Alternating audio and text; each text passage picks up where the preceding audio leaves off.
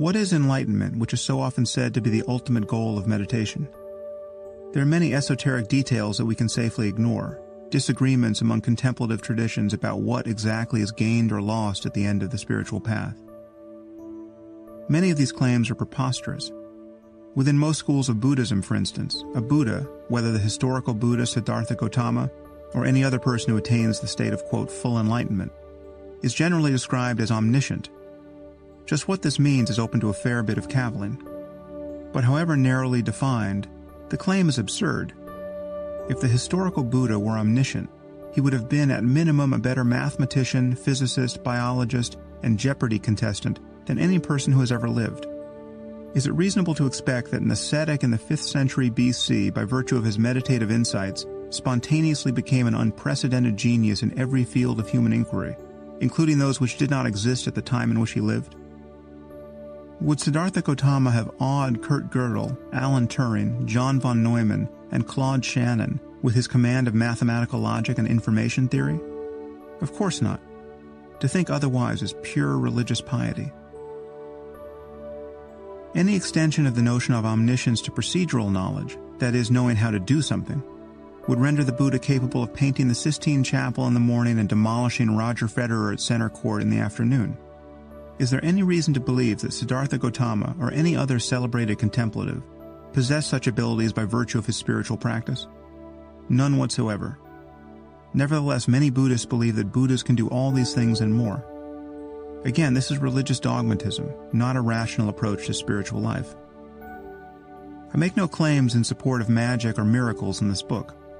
However, I can say that the true goal of meditation is more profound than most people realize, and it does in fact encompass many of the experiences that traditional mystics claim for themselves.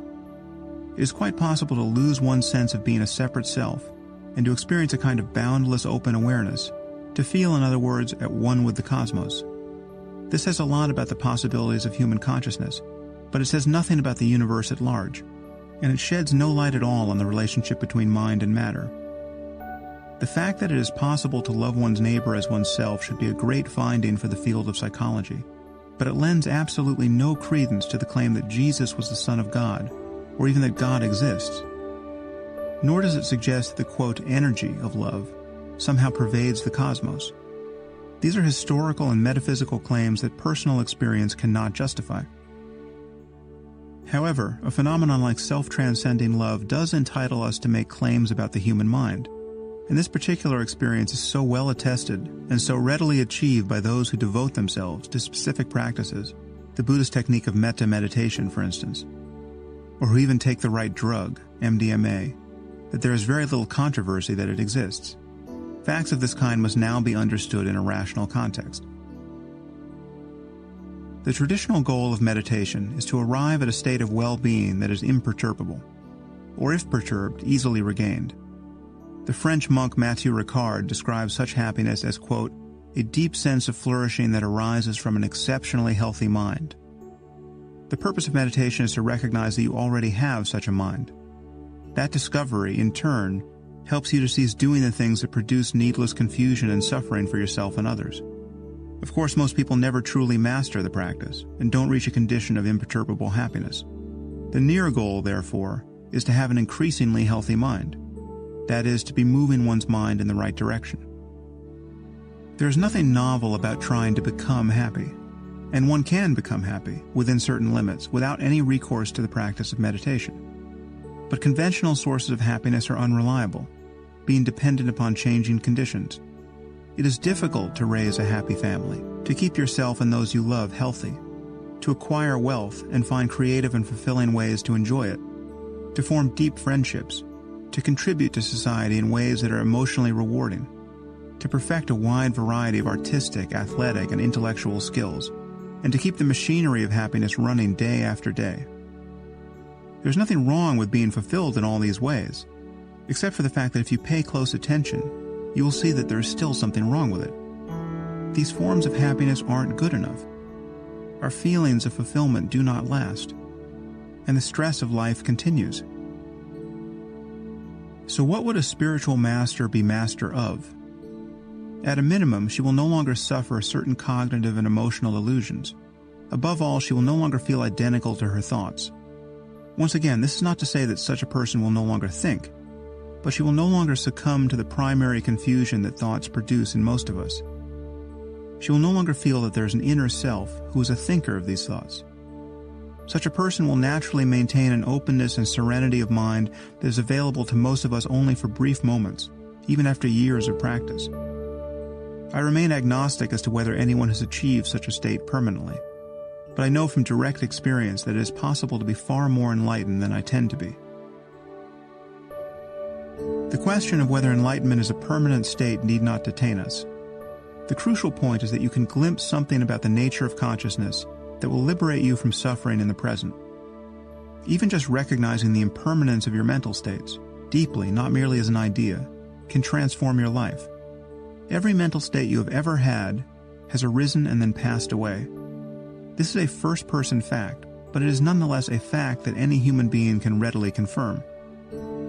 We don't have to know any more about the brain or about the relationship between consciousness and the physical world to understand this truth about our own minds.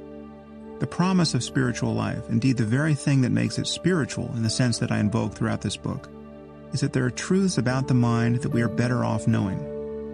What we need to become happier and to make the world a better place is not more pious illusions, but a clearer understanding of the way things are. The moment we admit to the possibility of attaining contemplative insights and of training one's mind for that purpose, we must acknowledge that people naturally fall at different points on a continuum between ignorance and wisdom. Part of this range will be considered, quote, normal, but normal isn't necessarily a happy place to be. Just as a person's physical body and abilities can be refined, Olympic athletes are not normal. One's mental life can deepen and expand on the basis of talent and training. This is nearly self-evident, but it remains a controversial point. No one hesitates to admit the role of talent and training in the context of physical and intellectual pursuits. I have never met another person who denied that some of us are stronger, more athletic, or more learned than others. But many people find it difficult to acknowledge that a continuum of moral and spiritual wisdom exists, or that there might be better and worse ways to traverse it. Stages of spiritual development, therefore, appear unavoidable. Just as we must grow into adulthood physically, and we can fail to mature or become sick or injured along the way, our minds develop by degrees. One can't learn sophisticated skills such as syllogistic reasoning, algebra, or irony until one has acquired more basic skills. It seems to me that a healthy spiritual life can begin only once our physical, mental, social, and ethical lives have sufficiently matured. We must learn to use language before we can work with it creatively or understand its limits. And the conventional self must form before we can investigate it and understand that it is not what it appears to be. An ability to examine the contents of one's own consciousness clearly, dispassionately, and non-discursively, with sufficient attention to realize that no inner self exists, is a very sophisticated skill. And yet basic mindfulness can be practiced very early in life. Many people, including my wife, have successfully taught it to children as young as 6. At that age, and every age thereafter, it can be a powerful tool for self-regulation and self-awareness. Contemplatives have long understood that positive habits of mind are best viewed as skills that most of us learn imperfectly as we grow to adulthood. It is possible to become more focused, patient, and compassionate than one naturally tends to be, and there are many things to learn about how to be happy in this world. These are truths that Western psychological science has only recently begun to explore. Some people are content in the midst of deprivation and danger, while others are miserable despite having all the luck in the world. This is not to say that external circumstances do not matter, but it is your mind, rather than the circumstances themselves, that determines the quality of your life. Your mind is the basis of everything you experience and of every contribution you make to the lives of others. Given this fact, it makes sense to train it. Scientists and skeptics generally assume that the traditional claims of yogis and mystics must be exaggerated or simply delusional, and that the only rational purpose of meditation is limited to conventional, quote, stress reduction. Conversely, serious students of these practices often insist that even the most outlandish claims made by and about spiritual masters are true. I am attempting to lead you along a middle path between these extremes, one that preserves our scientific skepticism but acknowledges that it is possible to radically transform our minds. In one sense, the Buddhist concept of enlightenment really is just the epitome of stress reduction. And depending on how much stress one reduces, the results of one's practice can seem more or less profound. According to the Buddhist teachings, human beings have a distorted view of reality that leads them to suffer unnecessarily. We grasp at transitory pleasures. We brood about the past and worry about the future. We continually seek to prop up and defend an egoic self that doesn't exist. This is stressful, and spiritual life is a process of gradually unraveling our confusion and bringing this stress to an end. According to the Buddhist view, by seeing things as they are, we cease to suffer in the usual ways, and our minds can open to states of well-being that are intrinsic to the nature of consciousness. Of course, some people claim to love stress and appear eager to live by its logic.